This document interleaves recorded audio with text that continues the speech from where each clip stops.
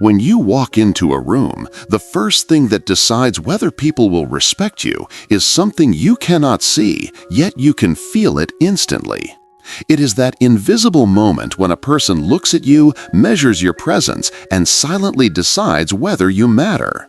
Most people think respect comes from speaking well, dressing well, or standing tall.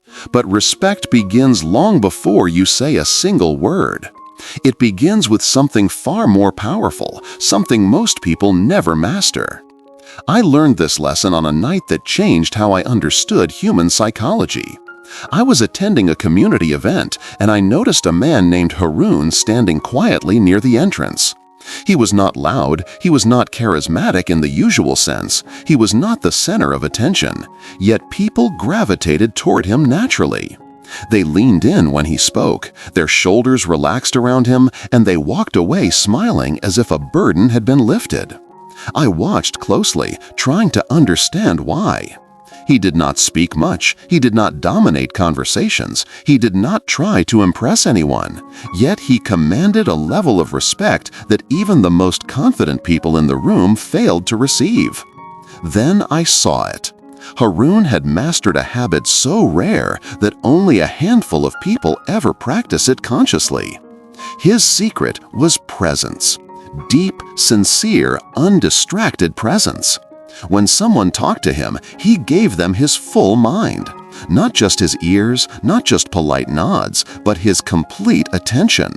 His eyes stayed focused, his face remained calm, and for those moments, the entire world belonged to the person in front of him. It was as if he held their words gently, respectfully, patiently. And that is when it hit me. The habit that makes people respect you is not speaking better or acting smarter or standing taller. The habit is presence. Humans crave one thing more than almost anything else, the feeling of being truly understood. You can praise someone, you can compliment them, you can joke with them, but nothing melts their heart faster than the feeling of being listened to with genuine care. Dale Carnegie emphasized this again and again. He said that if you want to be admired, if you want influence, if you want deep connection, you must show sincere interest in others. Presence is that interest in its purest form. Think about the last conversation where someone listened to you without interrupting, without rushing you, without glancing at their phone every 30 seconds. You probably walked away with a quiet affection for that person, even if you barely knew them. You respected them more because they made you feel rare, human, valued. Presence is powerful because it tells the other person, "I see you." And every human being in the world is silently begging to be seen. When you offer that feeling, people begin respecting you without you having to ask for it. Haroon's presence made him unforgettable, not because he tried, but because he cared. And that is where real respect begins. Presence sounds simple, but the world pulls our attention in 1,000 directions every day. Our phones buzz, our minds wander, and we spend more time thinking about what we want to say next than actually listening to the person speaking. This is exactly why presence has become a superpower. I once worked with a young man named Amir who struggled with social anxiety. He felt invisible in conversations, especially in groups. People spoke over him, ignored his ideas, and rarely remembered anything he said. When he explained his struggle, I realized his issue was not confidence or personality or intelligence. His issue was attention. He was so busy worrying about what others thought of him that he never truly connected with them. So I taught him a simple technique. Replace self-focus with curiosity. Instead of thinking, "What do they think about me?" ask, "What is this person feeling right now?" This one psychological shift changed everything for him. His anxiety dropped because his mind had something positive to focus on. And as he became more present, people naturally became more drawn toward him. Curiosity creates presence, and presence creates respect.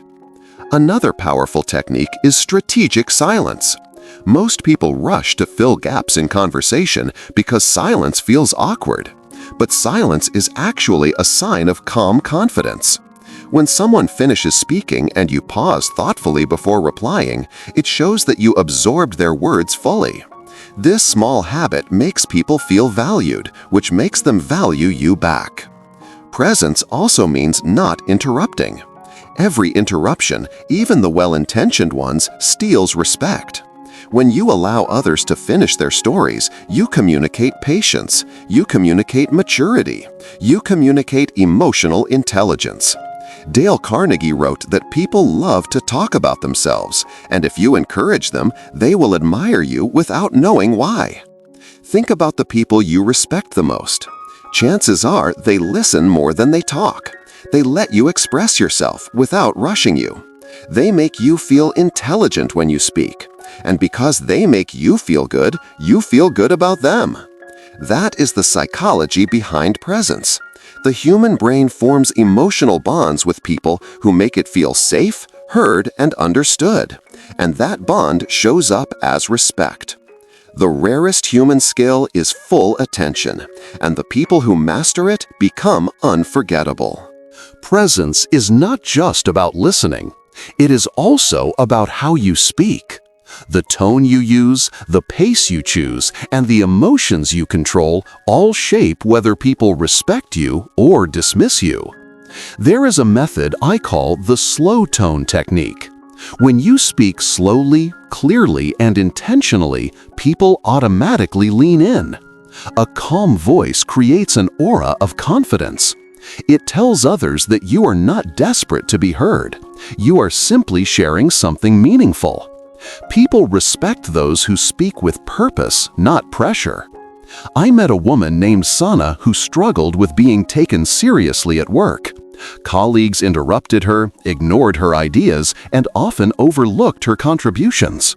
She tried speaking louder, she tried speaking faster, she tried being more assertive, but nothing worked. Then she tried something different. She slowed down. She stopped rushing her words. She spoke only when she had something valuable to say, and she allowed silence to sit comfortably between her sentences. Within weeks, people began listening. Her coworkers leaned in when she talked. Her team asked for her opinions. She did not become louder. She became clearer. That is the power of presence in speech. Another layer of presence is emotional control. When someone disagrees with you, the way you respond determines whether they respect you or lose respect for you instantly. A person who remains calm during conflict radiates authority. A person who reacts emotionally loses credibility. Dale Carnegie famously said that the best way to win an argument is to avoid it. Presence helps you avoid unnecessary conflict because you listen to understand before you respond to defend. You hear not just the words, but the emotions behind them. And when people feel understood, even in disagreement, they respect you more. Ultimately, presence makes people feel valued, and valued people give respect naturally. If you want to transform your relationships, your influence, and your social presence, start with this habit. Slow down. Listen fully. Ask questions with genuine curiosity. Pause before you respond. Speak calmly. Treat every interaction like it matters. Because it does. Respect does not come from force or authority or dominance. Respect comes from presence. And once you master this habit, people will not just like you, they will admire you, remember you, and trust you. Presence is rare, and the world bows to the rare.